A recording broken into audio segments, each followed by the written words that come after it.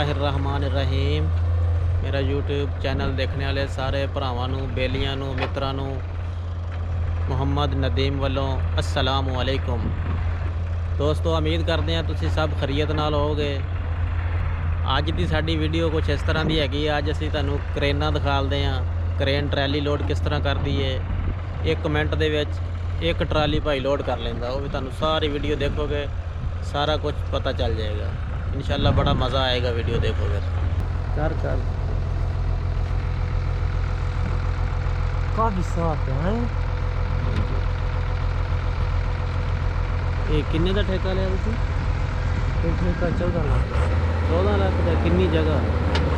यार जगह नहीं है, बस है नहीं और भी है भी थोड़ी चुकनी है, वो भी चुकनी है, वो टिपाई चुकना।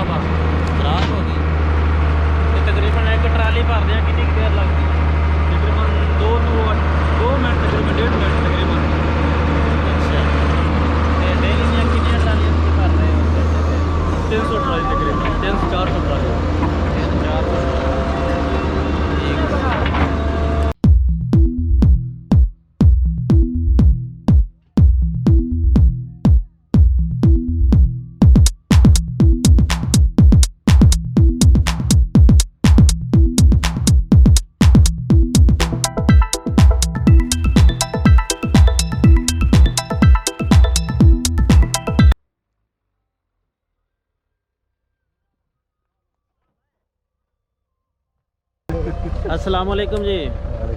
ਕੀ ਨਾਮ ਭਾਈ ਤੁਹਾਡਾ? असलम। ਅਸਲਮ। ਇਹ ਕਿੰਨੀ ਕੁ ਦੇਰ ਤੋਂ ਚਲਾ ਰਹੇ ਹੋ ਤੁਸੀਂ? ये 2009 से चला रहा हूँ। 2009 ਤੋਂ। ਮਾਸ਼ਾਅੱਲਾ ਕਾਫੀ ਤਜਰਬਾ ਤੁਹਾਡਾ ਟਰਾਲੀਆਂ ਭਰਨ ਦਾ ਵੀ। ਇੱਕ ਟਰਾਲੀ ਨੂੰ ਤੁਸੀਂ ਕਿੰਨੇ ਕੁ ਮਿੰਟਾਂ ਦੇ ਵਿੱਚ ਭਰ ਦਿੰਦੇ ਹੋ? ये 1 मिनट 2 ट्राली लोड कर। 1 ਮਿੰਟ 'ਚ 2 ਟਰਾਲੀਆਂ? स्पीड सही हो गया था। ਅੱਛਾ, ਇੱਕ ਟਰਾਲੀ ਦੇ ਵਿੱਚ ਕਿੰਨੇ ਕੁ ਬਾਗੜ ਜੇ ਪੈਂਦੇ ਨੇ? ਆਹ 6 आ जाओ एक ट्राली।